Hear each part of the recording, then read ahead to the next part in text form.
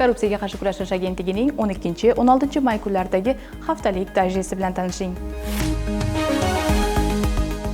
Manfaatlar to'qnashuvi to'g'risidagi qonunchilik talablariga rioya etmaganlik holatlari yuzasidan Andijon, Buxoro, Jizzax, Qashqadaryo, Navoiy, Namangan, Samarqand, Surxondaryo, Xorazm, Toshkent, Farg'ona viloyatlari hamda Toshkent shahrida o'rganish olib borildi. Unda aniqlangan qonun buzilish holatlari bo'yicha ma'muriy javobgarlik to'g'risidagi kodeksning 193-moddasi tegishli qismlariga asosan ma'muriy huquqbuzarlik to'g'risidagi bayonnomalar rasmiylashtirilmoqda. Jami 252 ta ma'muriy huquqbuzarlik to'g'risidagi bayonnoma E-ma'muriy ish yagona axborot tizimi orqali tegishli sudlarga yuborildi. Korrupsiyaga qarshi kurashish agentligi tomonidan joriy yilning yanvar-aprel oylarida davlat buyurtmachilari tomonidan 21 milliard so'mlik 18 ta davlat xaridida qonun buzilish holatlariga yo'l qo'yilganligi aniqlandi va mazkur holatlar yuzasidan agentlikning taqdimnomalari bilan xarid komissiyasining g'olibni aniqlash haqidagi bayonnomalari bekor qilinib, noqonuniy davlat xaridlarining oldi olindi. O'rganish va tahlillar jarayonida to'plangan hujjatlar esa qonuniy chora ko'rish uchun huquqni muhofaza qiluvchi organlarga yuborildi. Bosh prokuraturada Korrupsiyaga qarshi kurashish milliy kengashining kengaytirilgan yig'ilishida davlatimiz rahbari tomonidan belgilab berilgan vazifalar ijrosi doirasida Qoraqalpog'iston Respublikasi, viloyatlar va Toshkent shahrida korrupsiyaning oldini olish, unga nisbatan murosasiz muhit yaratish maqsadida ishlab chiqilgan yo'l xaritalari muhokama qilindi. Ushbu yo'l xaritalarida korrupsiya xavf-xatarlari yuqori bo'lgan, ayniqsa aholi maishiy korrupsiyaga ko'p duch kelayotgan obyektlar tanlab olinib, chuqur tahlillar asosida korrupsiyaga imkon berayotgan omillarni aniqlash va ularni bartaraf etish yuzasidan aniq vazifalar belgilanmoqda. Hududlardagi yo'l xaritalarining ijrosini monitoring qilish bo'yicha Bosh prokurorning birinchi o'rinbosari va Korrupsiyaga qarshi kurashish agentligi direktori rahbarligida ishchi guruh tashkil etildi.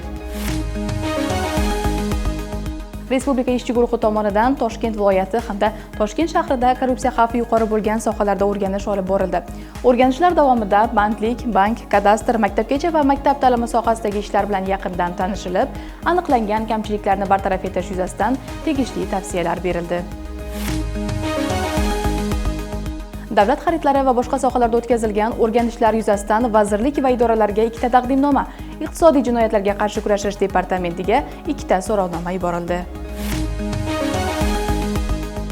G'ijduvon tumanida Oliy Majlis Senati raisi Tanzila Narbayeva boshchiligida Korrupsiyaga qarshi kurashish milliy kengashining sayyor majlisi bo'lib o'tdi. Unda agentlik direktori Akmal Burxonov Respublika ishchi guruhi tomonidan joriy yilning 1-6 aprel kunlari viloyatda korrupsiyaga qarshi kurashish ishlari holati bo'yicha o'tkazilgan o'rganish yakunlari yuzasidan axborot berdi. Shuningdek, viloyatda jinoyatchilikning oldini olish hamda korrupsiyaga qarshi kurashish ishlari holati tanqidiy tahlil qilinib, bu borada mas'uliyatsizlikka yo'l qo'ygan mutasaddi rahbarlarga nisbatan qat'iy choralar ko'rish bo'yicha milliy kengash qarori qabul qilindi.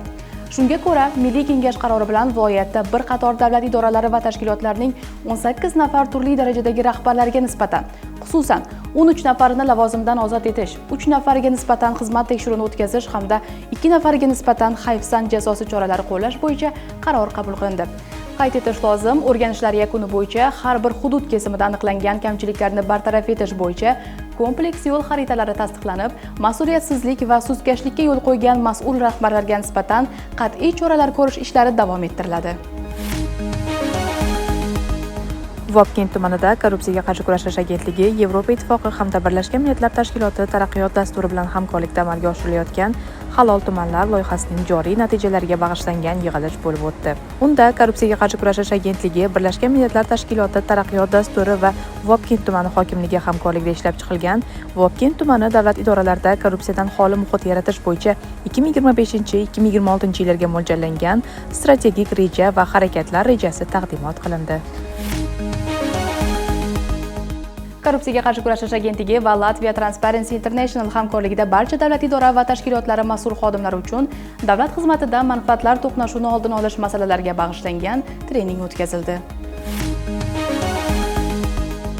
Germaniya xalqaro hamkorlik tashkiloti hamkorligi doirasida O'zbekiston Respublikasi Prezidenti huzuridagi Davlat xizmatini rivojlantirish agentligi, rahbar kadrlarni baholash markazi, ekspertlar kengashi a'zolari hamda davlat tashkilotidagi ichki nazorat tuzilmalari xodimlari uchun germaniyalik xalqaro ekspert ishtirokida seminar bo'lib o'tdi. Agentlikka jismoniy va yuridik shaxslar tomonidan 111 ta murojaat kelib tushdi.